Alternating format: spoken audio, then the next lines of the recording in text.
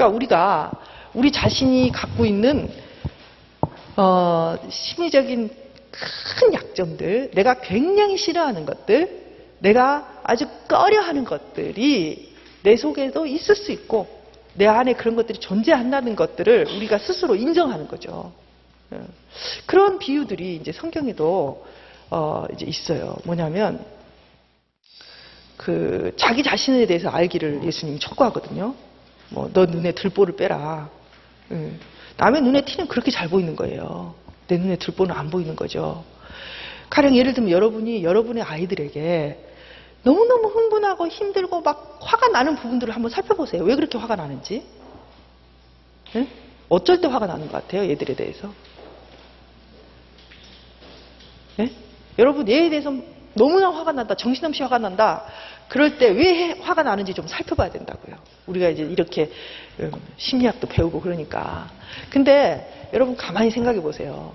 여러분이 갖고 있는 약점, 내가 실패할 수밖에 없었던 요인들을 제가 똑같이 하고 있잖아요. 그러면 급흥분해요. 통제 불가해요. 실상 편애라든지 어떤 애들에 대해서 이렇게 대하는 것들이 그런 측면에서 나를 많이 반영하거든요. 그런 것처럼 내 안에 있는 나의 어떤 이런 악함, 나의 약점, 내가 갖고 있는 여러 가지 내 심리적인 어떤 욕구들, 이런 것들을 통찰하고 바라보고 그것에 대해서 오호라 나는 공고한 사람이로다 할 수 있다면 그 사람은 통합에 가까운 사람이라는 거예요. 그럼 문제는 뭐냐면 나는 그런 적이 없다. 나는 그런 것이 없다. 이제 이런 게 있어요. 심리검사에 이런 질문이 있어요. 예를 들면 나는 가끔 화를 낸다. 이제 그런 거 이제 질문해서 심리적인 상태를 알아보거든요. 여러분, 나는 가끔 화를 낸다. S예요, No예요? 이 질문은 이 사람이 자기를 아나 모르나 보려고 하는 질문이에요. 나는 가끔 화를 낸다. 99%의 사람들이 S예요. 이게 학문적이기 때문에 99%지 100%예요. 근데 어떤 사람 만나냐면 자기는 가끔 화 절대 안 낸다는 사람 만나요. 네. 끝까지 우겨요. 자기 가끔 절대로 화 안 낸다고. 이분은 실상 무의식적으로 억압이 될 수도 있어요. 실제로. 그러면 이제 이게 무슨 말이냐면 이거는 아예 접촉이 안 된다는 이야기. 아예 그런 수준에서도 아예 자기를 인식 못하면 아예 섀도우는 접촉이 안 된다는 거예요. 그렇게 되면 이제 융이 볼 때 이 섀도우의 힘은 점점 막강해지는 거예요. 여러분이 나의 약하고 어두운 부분들을 인정하잖아요. 인정. 저놈이 바람이 났어? 어떻게 인간이 기독교인으로서 그럴 수가 있어? 저 목사님이 어떻게 저럴 수가 있어? 저 장로가 왜 그렇게 할 수 있어? 이게 아니라 그렇게 남들이 할 때 그래, 나는 저 사람을 이해할 수 있어. 왜? 내 속에도 참 악한 게 있지. 내 속에도 저렇게 분노하는 게 있지.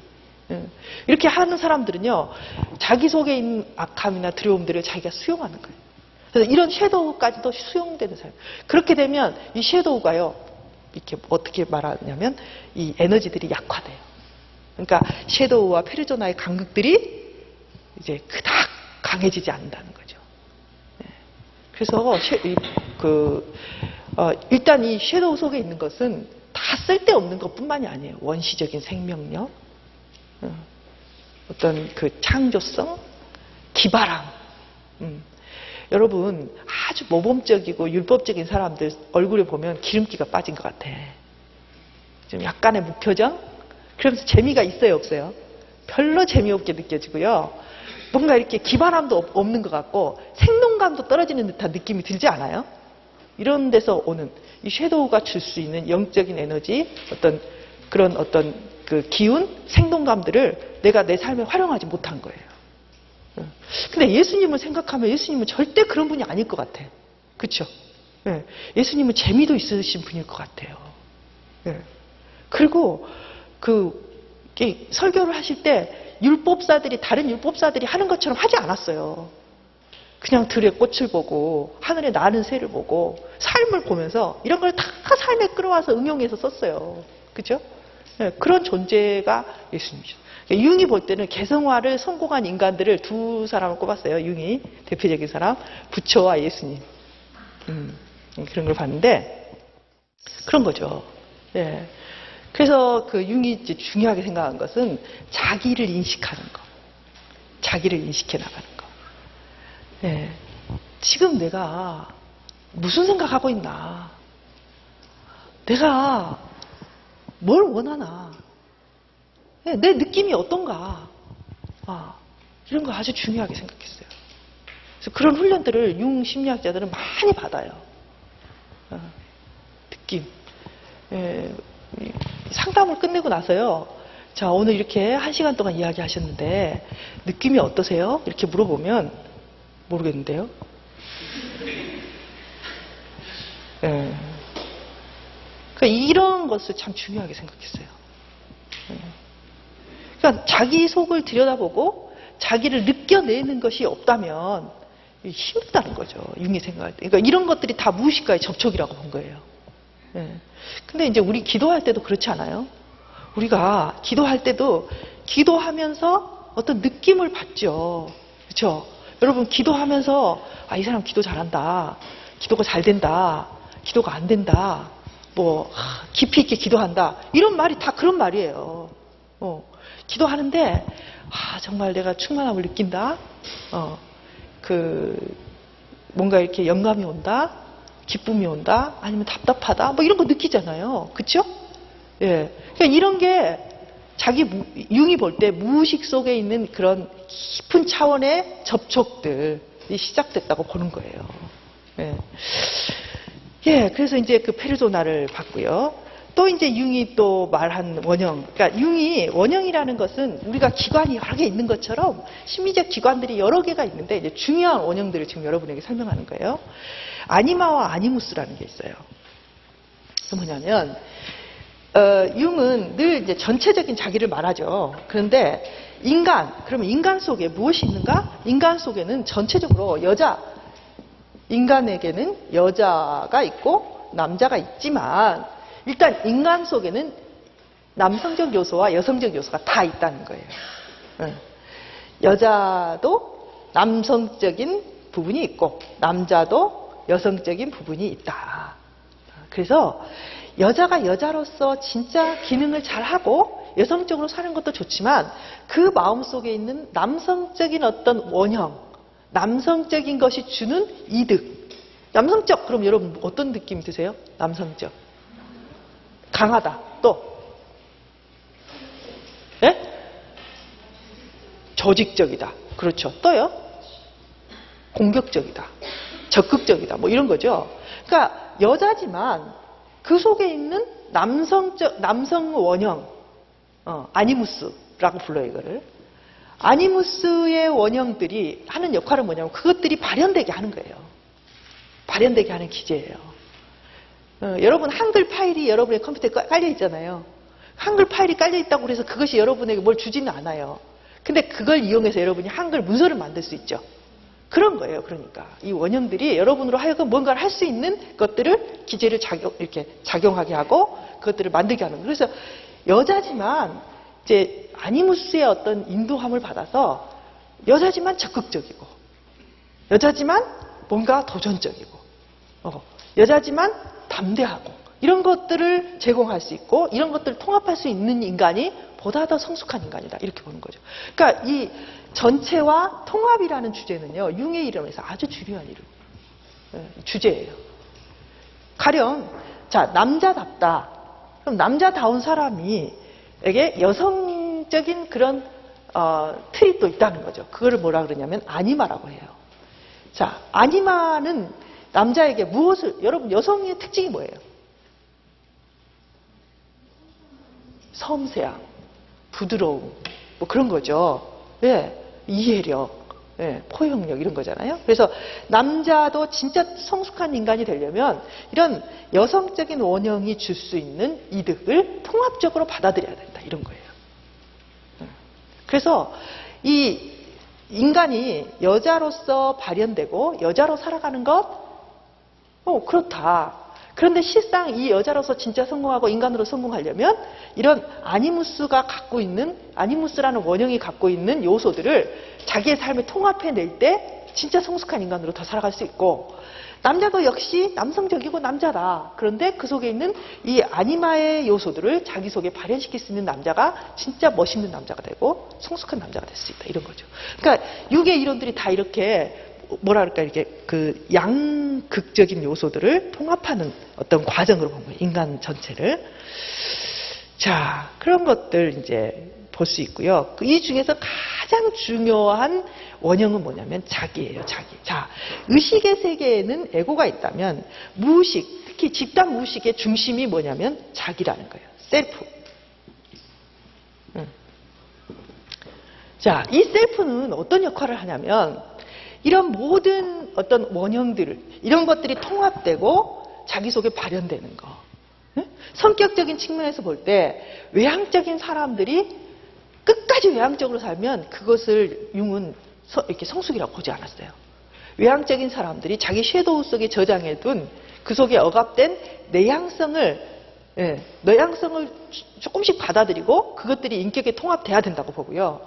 내향적인 사람들도 그런 것들이, 외향의 것들이 조금씩 통합돼서 중년 이후에는 어떤 인간이 돼야 되냐면 전체적인 인간이 돼야 된다는 거예요. 전체적인 인간. 그러면 이런 어떤 원형의 발현이나 통합이나 인간의 어떤 균형을 이루어 나가는 것에 그 센터, 가장 중심적인 핵 역할을 하는 것은 무엇이냐면 이 자기예요. 셀프. 자기. 제가 이 컨트롤러 같은 역할을 하는 거죠. 자기가. 그래서 자기는 무의식 속에 있는 원형인데 이 원형은 끊임없이 내 자신을 통합적이고 전체적인 한 인간으로서 발현되기를 계속 이렇게 나를 조종하고 나에게 메시지를 보내고 내 자신이 그렇게 되는 것들을 도와주는 어떤 원형으로서의 자기예요. 그래서 이제 자기 실현을 중요한 목표로 봤어요. 그래서 이제 이 자기라든지 이런 자기라든지 어떤 아니무스라든지 아니마라든지 섀도우라든지 이런 것들은 이 무의식 속에 깊이 있기 때문에 내가 잘 느낄 수가 없어요. 그러나 이런 느낌들이 우리의 꿈을 통해서 또는 이렇게 뭔지 모르지만 어떤 느낌들을 통해서 우리에게 계속 메시지를 준다는 거예요. 집단 무의식 속에서 우리 자신을 이끌어가고. 그래서 무의식에 접촉하고 무의식을 느끼는 어떤 그런 통로가 마음속에 있는 사람들은 자기가 살아가면서 계속적으로 자기를 통합해가고 발전시키고 성숙시킨 쪽으로 가죠. 왜? 자기 속에 그런 기제가 있으니까. 나면서부터. 그런데 이거하고 탁 단절이 되고 그것들을 무시하고 살면 결국 뭐만 남아있냐면 의식의 세계만 비대해지고 이런 인도함을 받지 못한다. 이렇게 봤어요. 자, 여러 가지를 설명했는데 좀 귀에 들어오세요.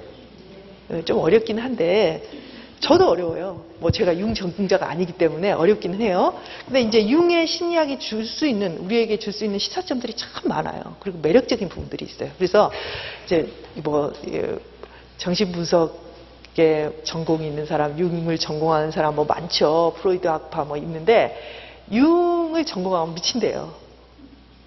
그러니까 융에 미친다고 그래요. 왜냐하면 굉장히 매력이 있어요. 어떤 부분에서 참 우리에게 매력적인 부분들이 많기 때문에 미친다고 해요. 이제 자기라는 것에 대해서 이야기를 했잖아요. 제가, 그죠? 인간이, 이제 융이 볼 때 인간의 인생을 두고 보면, 이 에고의 시대가 있고, 셀프의 시대가 있다고 봤어요. 그러면 이 에고는 의식을 컨트롤하는 컨트롤러죠. 근데 의식의 세계를 통해서 자기의 삶을 꾸려나가는 시대를 언제로 봤냐면 1세부터 한 40세. 이때까지는 여러분 잘 생각해 보세요. 이때까지 뭐 하냐면 생존하는 거예요. 생존. 살아남아야 돼. 젖도 먹어야 되고 건강해야 되고 어쨌든 이 육체가 살아남아야 되는 거예요. 근데 이제 조금 더 크면 이 경쟁에서 또 살아남아야 돼요. 그죠? 그래서 좀 더 크면 어떻게 돼요? 돈을 벌어야 돼. 그래서 집도 사야 되고 얘도 낳아야 되고 이런 것들을 다 하는 때가 언제냐면 0세부터 40세까지예요. 그래서 이때는 실상 이 에고가 그야말로 이 본능적으로 적응하고 살아내는 때를 명세부터 40세 사이로 봤어요. 그래서 이제 이때는 에고가 모든 것을 다 컨트롤하고 에고의 어떤 역할들이 아주 비대해져 있는 때가 이때예요. 그래서 이제 40세가 지나면 딱 40세라기보다는 이제 중년.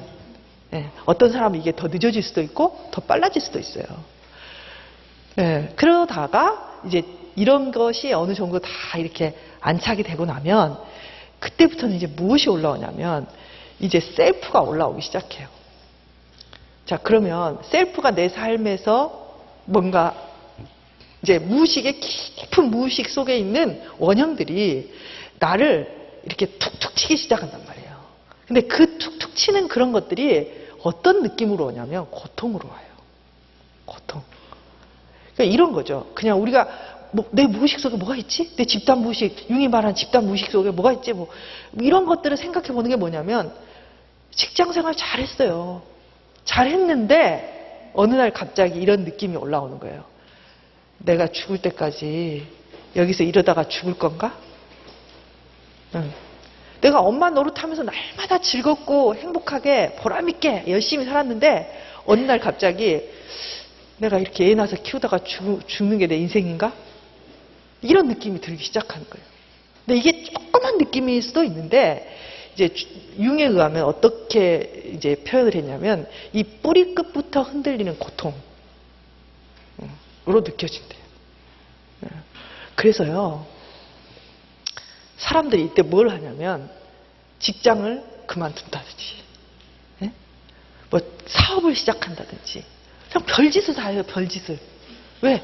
자기 속에 이런 어떤 부딪힘, 자기 속에 뭔가 알 수 없는 내 삶을 만족하지 않게 한단 말이에요. 그런 것들이 막 올라오는 거예요. 고통스럽죠. 예. 그래서 이렇게 쭉 생각해 보니까 이런 게 정말 저희 남편이 한 40에 딱 사표를 냈어요. 온 집안이 반대하고 저도 그렇게 달래고 얼래고 그렇게 하지 말라고 했건만 사표를 딱 낸 거예요. 진짜 제발 지금까지 고생했으니까 이제 좀 이제 중견으로서 좀 뭔가 좀 누려보고 당신도 사표를 내야 되지 않겠냐. 그렇게 부탁을 했건만 사표를 탁 던지고 이제 모험의 세계로 뛰어든 거예요. 그러니까 이게 이제 중년이죠. 흔들리는 거예요. 이대로 있기가 힘든 거예요. 근데 그런 게 온단 말이에요.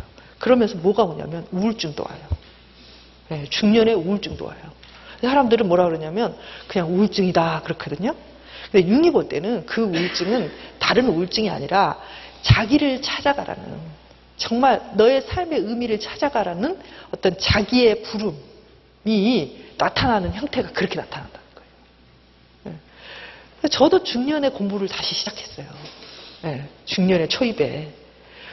왜 그랬을까? 그러니까 융은 그때부터 자기가 흔들리고 자기의 삶이 흔들리고 막 흔들리는 거예요.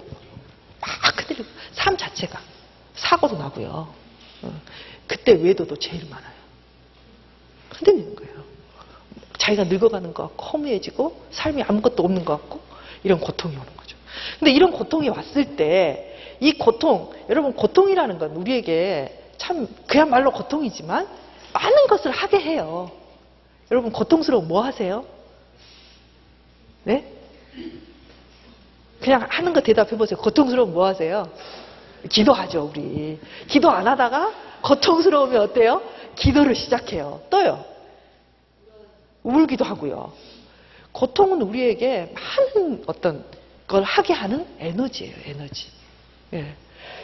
우리에게 이런 심리적인 고통이 수반되고 마구 흔들리는 지진처럼 이렇게 우리를 흔드는데 이 고통이 너무 힘드니까 진통제 맞아버리는 사람이 있어요.